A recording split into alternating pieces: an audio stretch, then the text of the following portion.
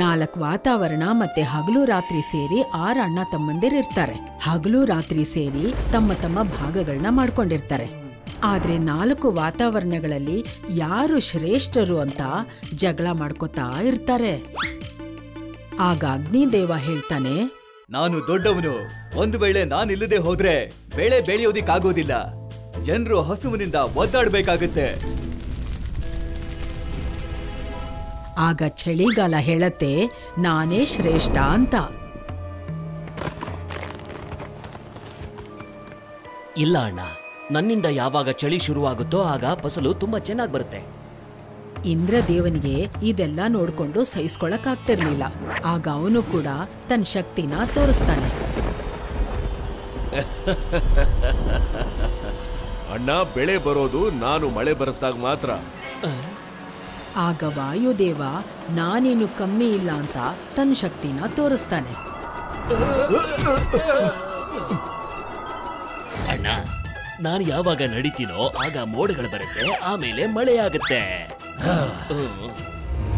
ಯಾವ ವಾತಾವರಣ ಚೆನ್ನಾಗಿದೆ ಅಂತ ಜನಗಳನ್ನ ಬಿಟ್ರೆ ಬೇರೆ ಯಾರು ಹೇಳೋದಿಕ್ ಸಾಧ್ಯ? ಇದನ್ನ ತಿಳ್ಕೊಳ್ಳೋದಿಕ್ಕೆ 4 ದೇವತೆಗಳು ವಿಜಯನಗರಕ್ಕೆ ಬರ್ತಾರೆ. ಬೇಸಿಗೆ ಕಾಲದ ವಾತಾವರಣ ಅಂತೂ ತುಂಬಾ ಚೆನ್ನಾಗಿದೆ. ನನ್ನ ದುಡ್ಡಿನ ಮೇಲಾಣೆ. ಕೇಳಿಸ್ಕೊಂಡ್ರಲ್ಲ ನೀವೆಲ್ಲ, ವಿಜಯನಗರದ ಜನ ನನ್ನನ್ನ ಎಷ್ಟು ಇಷ್ಟಪಡ್ತಾರೆ ಅಂತ. ಒಬ್ಬ ವ್ಯಕ್ತಿ ಹೇಳಿದ್ರೆ ಸಾಕಾಗೋದಿಲ್ಲ ಅಣ್ಣ. ನೀವಂತೂ ಸರಿಯಾಗಿ ಹೇಳಿದ್ರಿ ಯಜಮಾನ್ರೆ. ಬೇಸಿಗೆನಲ್ಲಿ ಒಳ್ಳೆ ಮಾವಿನ ಫಸಲು ಬರುತ್ತೆ. ಅದರಿಂದ ನನಗಂತೂ ಸಿಕ್ಕಾಪಟ್ಟೆ ಲಾಭ ಆಗುತ್ತೆ. ತೀರ್ಮಾನ ಆಯ್ತು. ವಿಜಯನಗರದ ವಾಸಿಗಳ ಹತ್ರ ಅಗ್ನಿದೇವನ್ನ ಬಿಟ್ಟು ಉಳಿದ ಅಣ್ಣ ತಮ್ಮಂದಿರು ಹೊರಟೋದ್ರು.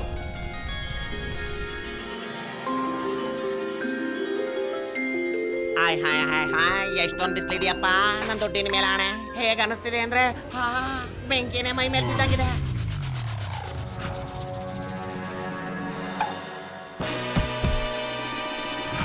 ಅಯ್ಯಯ್ಯೋ, ನನ್ನ ಮಾವಿನ ಹಣ್ಣೆಲ್ಲ ಒಣಗಿ ಉದುರು ಹೋಗ್ತಾ ಇದೆಯಲ್ಲಪ್ಪ. ಈ ಸಲ ಬೇಸಿಗೆಯಿಂದ ನನಗೆ ಸಾಕಷ್ಟು ನಷ್ಟ ಆಗ್ತಿದ್ಯಲ್ಲಪ್ಪ. ಅಯ್ಯೋ ಬಿಸ್ಲು, ನೀರೆಲ್ಲಿದ್ಯಪ್ಪ ನೀರು? ಅಯ್ಯೋ, ಇದೇನ್ ಬಿಸ್ಲ ಇಲ್ಲ ಬೆಂಕಿ ಕೆಂಡನ? ಇದೆಲ್ಲ ಯಾವಾಗ ಹೋಗುತ್ತಪ್ಪ?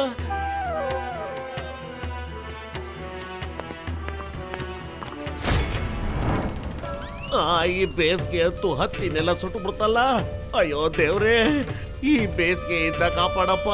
ಮಳೆ ಬರೋ ಹಾಗೆ ಮಾಡು. ಜನ ನಿನ್ನನ್ನಲ್ಲ ಅಣ್ಣ, ನನ್ನನ್ನು ಕರೀತಿದ್ದಾರೆ. ಇವ್ರ ಪ್ರಾರ್ಥನೆನ ನಾನು ಕೇಳಲೇಬೇಕಲ್ವಾ? ಅದಾದ್ಮೇಲೆ ಇಂದ್ರದೇವ ತನ್ನ ಶಕ್ತಿನ ತೋರಿಸ್ತಾನೆ.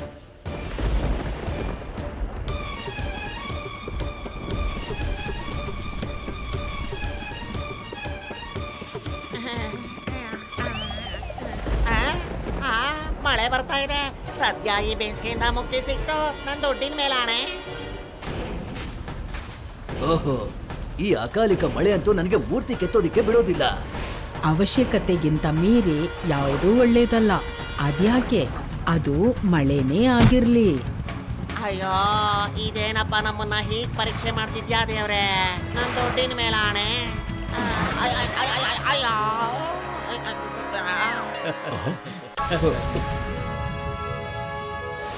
ಇದಕ್ಕಿಂತ ಥಂಡಿನೇ ಚೆನ್ನಾಗಿತ್ತು. ನನ್ನ ಬಟ್ಟೆ ಎಲ್ಲ ಒದ್ದೆ ಆಗ್ತಾ ಇದೆ. ಸರಿಯಾಗಿ ಹೇಳಿದ್ರಿ. ಆಗ ನನ್ನ ಹತ್ರ ತುಂಬಾ ಜನ ಬಟ್ಟೆಗಳನ್ನ ಒಗ್ದ್ಕೊಡಿ ಅಂತ ಬರ್ತಿದ್ರು. ಈಗ ಯಾರು ಬರೋದಿಲ್ಲ ಒಗ್ದ್ಕೊಡು ಅಂತ. ಈ ಚಳಿಗಾಲ ಯಾವಾಗ ಬರುತ್ತಪ್ಪ? ಅಣ್ಣ, ಈ ವಿಜಯನಗರ ಜನಗಳಿಗೆ ನೀವೆಲ್ಲ ಬೇಕಿರೋದು, ಅವ್ರಿಗೆ ಬೇಕಾಗಿರೋದು ನಾನು. ಈಗ ಇವನ್ ಸರ್ದಿ ತನ್ನ ಶಕ್ತಿನ ತೋರ್ಸೋದಿಕ್ಕೆ ವಿಜಯನಗರ ಪೂರ್ತಿ ತನ್ನ ಚಳಿನ ಹಬ್ಬಿಸ್ಬಿಟ್ಟ. ವಾತಾವರಣ ಎಷ್ಟು ಚೆನ್ನಾಗಿದೆಯಪ್ಪ. ನಾನು ಇದಕ್ಕೋಸ್ಕರನೇ ಕಾಯ್ತಿದ್ದೆ. ನನ್ನ ದುಡ್ಡಿನ ಮೇಲಾಣೆ. ಚಳಿಗಾಲದಲ್ಲಿ ಜನರಿಗೆ ಹಸಿವು ಜಾಸ್ತಿ ಆಗತ್ತೆ. ಆಗ ನಾನು ದುಡ್ಡನ್ನ ಜಾಸ್ತಿ ಮಾಡ್ಕೋಬಹುದು. ಇದನ್ನ ತಗೊಳ್ಳಿ. ಇದನ್ನ ತಗೊಂಡು ಬೇಗ ನಮ್ಗೆ ಕಂಬಳಿ ಮಾಡ್ಕೊಡಿ. ಒಂದ್ ಸ್ವಲ್ಪ ಸಮಯ ಆಗುತ್ತೆ. ಈ ಸಲದ ವಾತಾವರಣ ತುಂಬಾ ಜೋರಾಗೇ ಇದೆ. ಉರಿಯೋ ಬಿಸಿಲು ಮತ್ತೆ ಸುರಿಯೋ ಮಳೆಗಿಂತ ಇದೇ ಒಳ್ಳೇದಲ್ವಾ? ನೀವೆಲ್ಲ ಕೇಳಿಸ್ಕೊಂಡ್ರಿ ಅಲ್ವಾ?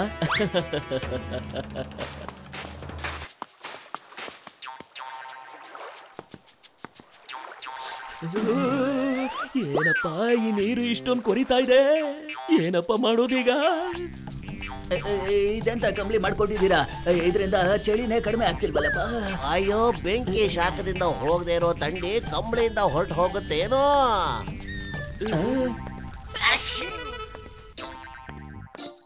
ಪ್ರತಿದಿನ ಅಂಗಡಿ ತೆಗ್ದು ಯಾರಿಗೋಸ್ಕರ ಕಾಯ್ತಿರ್ತೀಯ? ಈ ಚಳಿ ಎಲ್ರನ್ನೂ ಹುಷಾರ್ ತಪ್ಸಿದೆ. ಜನಗಳು ವೈದ್ಯರ ಔಷಧಿ ತಿಂತಾರ ಇಲ್ಲ ಈ ನಿಮ್ಮ ದಿನಸಿನ? ಅಯ್ಯ, ನಾನು ದುಡ್ಡಿನ ಮೇಲಾಣೆ. ಈ ಎಲ್ಲ ವಾತಾವರಣನೂ ನನ್ನನ್ನು ಹಾಳು ಮಾಡ್ತಾ ಇದೆಯಲ್ಲಪ್ಪ. ಈ ವಾತಾವರಣ ಅಂತೂ ನನ್ನ ಆರೋಗ್ಯ ಎಲ್ಲ ಹಾಳು ಮಾಡ್ತಾ ಇದೆ. ಈಗ ಜನಗಳಿಗೆ ನಾನು ಹೇಗೆ ಔಷಧಿ ಕೊಡ್ಲಿ? ಸರಿ, ನಾಳೆ ಬನ್ನಿ ಹೋಗಿ. ಮೊದಲನೇದಾಗಿ ಇಷ್ಟೊಂದು ಚಳಿ ಮೇಲೆ ಔಷಧಿ ಬೇರೆ ಇಲ್ಲ ಅಂತಿದಾರಲ್ಲಪ್ಪ.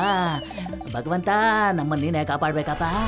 ಈಗ ಚಳಿಗಾಲಕ್ಕೂ ಅರ್ಥ ಆಯ್ತು ತನ್ನ ಶಕ್ತಿ ಇಲ್ಲಿ ಉಪಯೋಗಕ್ ಬರಲ್ಲ ಅಂತ. ಈಗ ಮುಂದಿನ ಸರ್ದಿ ಅವರ ಕೊನೆ ತಮ್ಮ ವಾಯುದೇವನದಾಗಿತ್ತು. ನೀವೆಲ್ಲ ನೋಡಿದ್ರಿ ಅಲ್ವಾ? ಅವ್ರಿಗೆಲ್ಲ ಬೇಕಾಗಿರೋದು ನೀವಲ್ಲ, ವಿಜಯನಗರದ ನಿವಾಸಿಗಳಿಗೆ ಬೇಕಾಗಿರೋದು ನಾನು.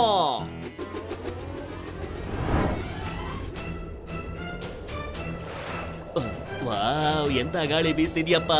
ನನ್ನ ಬಟ್ಟೆ ಈಗ ಬೇಗ ಒಣಗುತ್ತೆ. ಇವತ್ತು ಬಟ್ಟೆ ಒಗೆಯೋದ್ರಲ್ಲಂತೂ ಸಿಕ್ಕಾಪಟ್ಟೆ ಮಜಾ ಸಿಗುತ್ತೆ.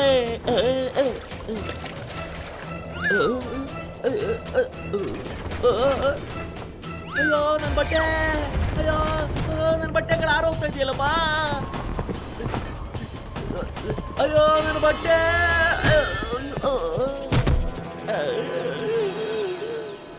ಅಯ್ಯಯ್ಯೋ ಅಯ್ಯಯ್ಯೋ, ಎಂತ ಹಣೆ ಬರೋಣಪ್ಪ ಇದು. ಅಯ್ಯಯ್ಯೋ ನನ್ನ ಬಾಳೆ ಗಿಡ, ಅಯ್ಯಯ್ಯೋ ಹಾರ್ಕೊಂಡು ಹೋಗ್ತಿದ್ದೀರಪ್ಪ. ನನ್ನ ದುಡ್ಡಿನ ಮೇಲಾಣೆ. ಅಯ್ಯೋ, ನನ್ನ ತಿನ್ಸಿ. ಅಯ್ಯೋ, ನನ್ನ ಅಂಗಡಿ. ಏನಪ್ಪ ಇದು? ಅಯ್ಯೋ, ಒಬ್ಬನೇ ಎಲ್ಲೋಗ್ತಿದ್ಯಪ್ಪ. ಇರೋ, ನಾನು ಬಂದೆ ನಿನ್ ಜೊತೆ. ವಾಯುದೇವ ಬಂದ್ಮೇಲೂ ವಿಜಯನಗರದ ನಿವಾಸಿಗಳು ಖುಷಿಯಾಗಿರ್ಲಿಲ್ಲ. ಅಲ್ಲಿನ ಜನಗಳು ಈ ಸಮಸ್ಯೆಗಳಿಂದ ತುಂಬಾನೇ ನೊಂದ್ಬಿಟ್ಟಿದ್ರು. ಗುರುಗಳೇ, ನೀವೇ ಇದಕ್ಕೇನಾದ್ರೂ ಒಂದು ಪರಿಹಾರ ಹೇಳಿ. ಇದಕ್ಕೂ ಮುಂಚೆ ನಮ್ಗೆ ಯಾವತ್ತೂ ಈ ತರ ಆಗೇ ಇರ್ಲಿಲ್ಲ. ಈ ವಾತಾವರಣಗಳಂತೂ ನಮ್ಗೆ ಸಿಕ್ಕಾಪಟ್ಟೆ ತೊಂದರೆ ಕೊಡ್ತಿದೆ. ನನ್ನ ದುಡ್ಡಿನ ಮೇಲಾಣೆ.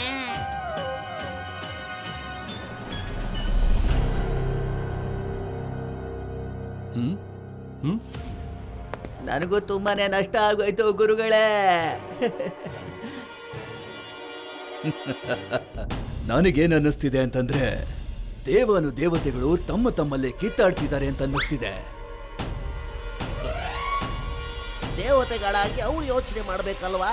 ಅವ್ರಗಳ ಗಲಾಟೆಯಲ್ಲಿ ನಮಗ ನಷ್ಟ ಆಗ್ತಿದೆಯಲ್ಲ. ಜಗಳ ಯಾವಾಗ್ಲೂ ಒಬ್ಬರಿಗಿಂತ ಒಬ್ರು ತಾವು ಶ್ರೇಷ್ಠ ಅನ್ನೋದನ್ನ ತೋರ್ಸೋದಿಕ್ಕಾಗಿ ಆಗುತ್ತೆ. ಅವರಿಗೆ ಒಂದು ವಿಷಯ ಅರ್ಥ ಆಗ್ಬೇಕು. ಜನರಿಗೆ ಅವರಲ್ಲಿ ಯಾರು ಶ್ರೇಷ್ಠ ಅಂತ ಅನ್ನೋದಕ್ಕಿಂತ ಅವರೆಲ್ಲರೂ ಒಟ್ಟಾಗಿರೋದೇ ಇಷ್ಟ ಅಂತ ಗೊತ್ತಾದ್ರೆ ಆಗ ಬಹುಶಃ ಈ ಜಗಳ ನಿಲ್ಲಬಹುದು. ಗುರುಗಳ ಮಾತನ್ನು ಕೇಳಿದ 4 ದೇವಾನುದೇವತೆಗಳಿಗೆ ತಮ್ಮ ತಪ್ಪಿನ ಅರಿವಾಯಿತು.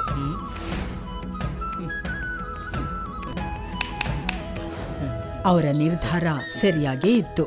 ಮಳೆಗಾಲ ಬೇಸಿಗೆ ಕಾಲ ಆದ್ಮೇಲೆ ಬರೋದು. ಹೇಗೆ ಚಳಿ ಮಳೆ ಜೊತೆ ಇರುತ್ತೋ, ಬೇಸಿಗೆಯಲ್ಲಿ ಗಾಳಿ ಬಂದಾಗ ಖುಷಿ ಸಿಗುತ್ತೋ, ಗಾಳಿ ಮೋಡಗಳನ್ನ ಒಂದ್ ಕಡೆಯಿಂದ ಇನ್ನೊಂದ್ ಕಡೆ ಕರ್ಕೊಂಡು ಹೋಗತ್ತೆ. ಯಾಕೆಂದ್ರೆ ಎಲ್ಲಾ ಕಡೆ ಮಳೆ ಆಗ್ಲಿ ಅಂತ. ಅದಾದ್ಮೇಲೆ ವಾತಾವರಣ ಯಾವತ್ತೂ ಬದಲಾಗಿಲ್ಲ. ಈಗ ಹೇಳಿ ಮಕ್ಕಳ, ಈ ಸ್ಟೋರಿಯಿಂದ ನೀವೇನ್ ಕಲ್ತ್ರಿ? ಅದೇ ಅಮ್ಮ, ವಾತಾವರಣ ತನ್ನಿಚ್ಛೆ ಹಂಗೆ ನಡೆಯೋದೇ ಇಲ್ಲ. ಹಾಗಾಗಿದ್ರೆ ನಮ್ ಕತೆ ಮುಗಿತಾಯ್ತು. ಆಗ ನಾವು ವಾತಾವರಣನ ಎಂಜಾಯ್ ಮಾಡಕ್ ಆಗ್ತಿರ್ಲಿಲ್ಲ. ಸರಿಯಾಗಿ ಹೇಳ್ದೆ ನೀನು.